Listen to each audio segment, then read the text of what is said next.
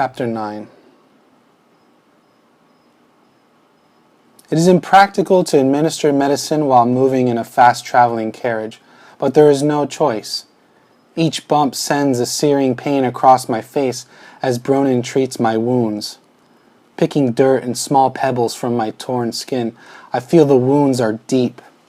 3 succinct slashes just underneath my right eye, the topmost tear having gone deep enough to penetrate my high cheekbone. A dull ache lingers and I realize I need rest. It is almost midday now, and the monsters appear to be congregating toward the town of Roland, as if summoned to some higher calling. We pass them on the road, some of them seeing us, giving chase until we outrun them. Nothing makes sense, except the knowledge we dare not stop. Manson has been crying for some time now. With the lack of provisions, there is nothing much of any of us can do for him. He is only a babe, 6 to 9 months at most.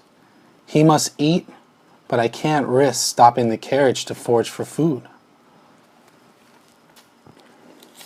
The only hope I have is that we reach Cordova Woods soon. There at least we can find cover to hide the carriage and have a better chance of finding sustenance, some berries or nuts perhaps. I tried mashing hard ration bread with water earlier, attempting an edible paste to hold him over, but it was to no avail. I'm afraid it's going to leave scars, says Bronin, digging deep swab deeper into one of the cavities on my face. I can hardly breathe from the pain. There are far worse things than these scars. He offers me a hand mirror, but I wave it away. I don't blame you for being angry, my son, he says, kneeling down and holding the mirror out in front of Manson. The boy stops crying momentarily. Anger is an understatement. Ever since last night, my entire world has gone to hell. I'm not entirely sure anger sums up any of it. I think about the work I have done in God's name and wonder why the only rewards have been death and more death. No, I'm not angry at God. I hate him. Do not hate God, Bronin says suddenly, as if reading my thoughts. I look at him and wonder, trying to discern if he is in contact with the Holy Father at this very moment, receiving divine counsel, reading my mind. He has a plan for everyone, a divine plan. There are reasons why lives are given and taken. God's will is supreme, Tenor. Have faith. But Bronin must know that I am bitterly far from faith. My face stings from the antiseptic, and I move over to the window, allowing the cool air to soothe it. I watch the landscape as it passes by, rocks and rolling hills from miles out with the occasional tree jutting from eroded soil. At some point I must have dozed off, for now I am watching large trees pass rapidly before me, overlapping one another as the carriage continues to jostle along the great Carpello Road. The day has gone darker. Looking up, the canopy is thick with reds, yellows, and browns. Aside from the horrible stiffness in my neck, my face is numb and cold from sitting at the window. At least for a while I won't be reminded of the affliction on my face. I wonder how Cronklake has been faring all this time, not having given the horses or himself a rest since the attack at the church. As I'm about to climb up to the post to relieve him, I see something passing through the woods just beyond the tree line. A deer, perhaps? The mist is gathering and shrouding my view. I can't discern quickly enough what it is that I saw, but my hopes are raised at the thought of meat for supper. Now there are more keeping pace alongside the carriage. There is no doubt I see fur. They move, bouncing around the woods, dodging fallen trunks and springing through ferns like all deer do. My eyes remain transfixed until the ache returns to my face, ending my temporary mercy. Deciding to climb out to relieve Kronklik again, Bronin abruptly grabs my shoulder, giving me a good shake. "You should stay in the carriage," he says in a concerned tone. I follow his pointing finger and see wolves trailing behind the carriage. Mouths open, their tongues flapping in the icy wind, salivating for the opportunity of a meal. They are much larger than normal. I know they are not wolves. Ducking my head back in, I reach for the case under the seat, unfasten the lid, and make a quick count of our arsenal. Manson is beside me, staring up at me with those dark eyes. His face looks stern for a babe, but at least he is not crying. I reach for a bundle of long silver stakes and a small quiver of bolts. Double-checking to be certain the Bawaka is secured at my side, I toss Bronin a silver stake and prepare to exit the carriage. Again, Bronin stops me. "What's this for? They're just wolves." The look I give him states otherwise. I'll be right back. As I open the carriage door, it slams back into my face, stinging my nose. Something large is on the other side. Long, thick claws rip at the door, breaking through the wood, splitting it like fragile sticks. The door is smashed through, and a creature, half man and half wolf, waits in its stead. A wilderman. It grips the sides of the doorframe and extends its neck, growling with long teeth exposed. Pulling a silver stake from the bundle, I ram it through its chest, pushing harder and harder to penetrate as deep as I can. The smell of singed hair fills the carriage. The wilderman howls, causing my ear to ring. Hot blood sprays my neck and face. It clenches the stake with both hands and plummets from the side of the carriage, slamming into a tree with a loud crack. I duck just in time, dodging a claw aimed for my head.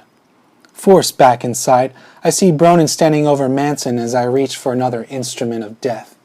He holds fast with his stance, but I can tell he's never used to a stake before. "If you can, aim for the heart." Before finishing my words, I duck just as he impales one of the beasts behind me through its face. It twitches at the end of the shaft, and the silver reacts with its skin and fur, singeing it like mutton over a spit. My boot sends it tumbling from the carriage.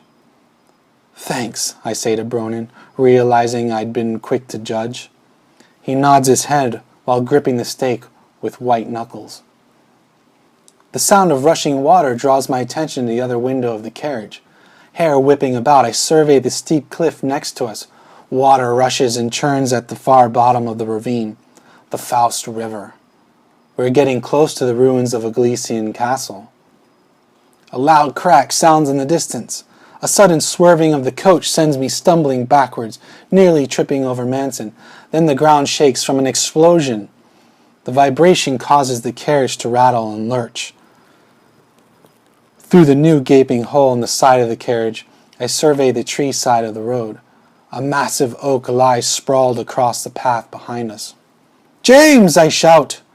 It's hard to hear Kronklik's voice over the howling wind. "Everything is under control, Lord Wolfgang."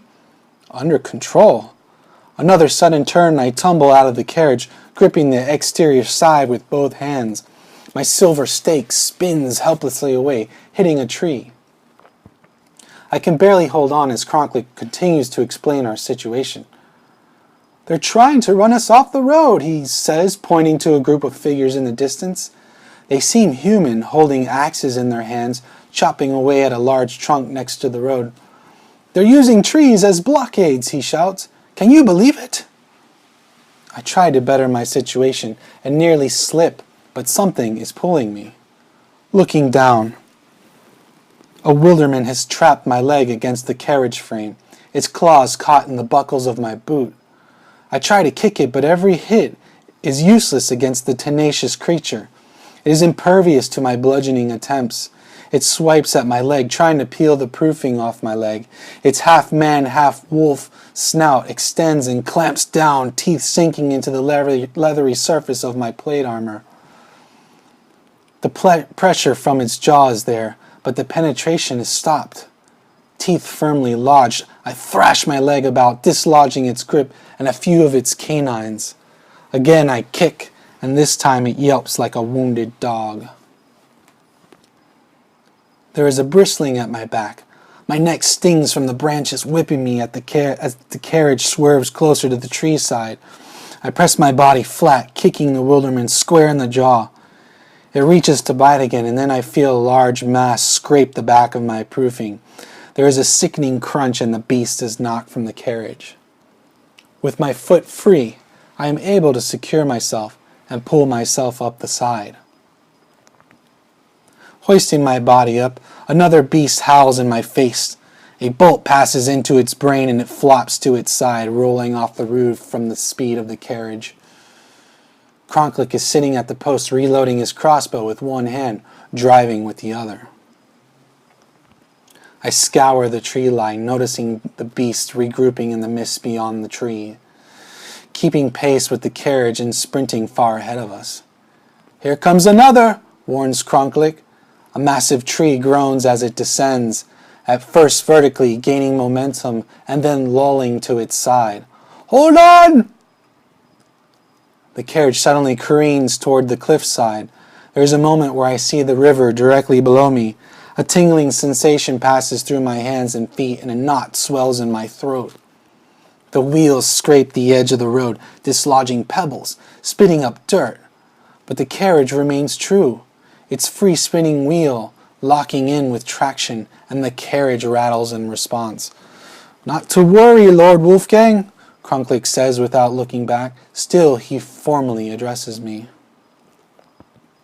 The carriage jostles as another beast clings to the backside of the carriage.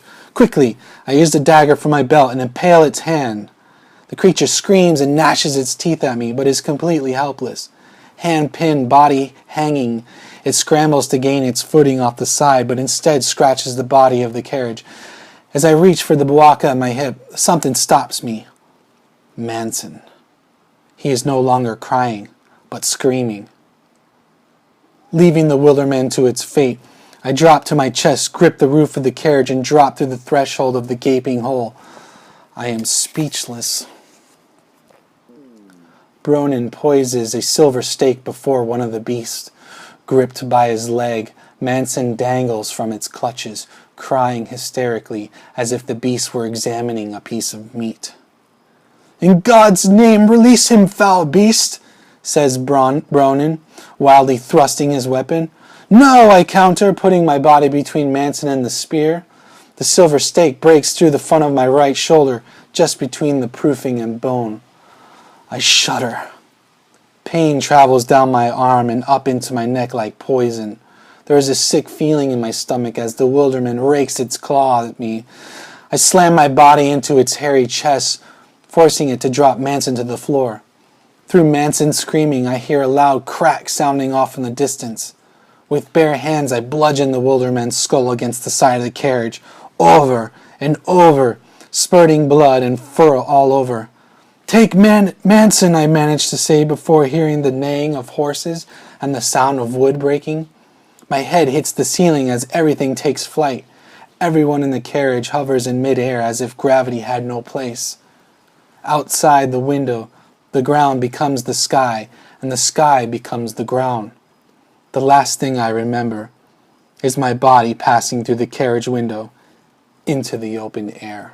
Thank you for watching. That was chapter 9, and we'll see you next week, okay? See you then. Thanks.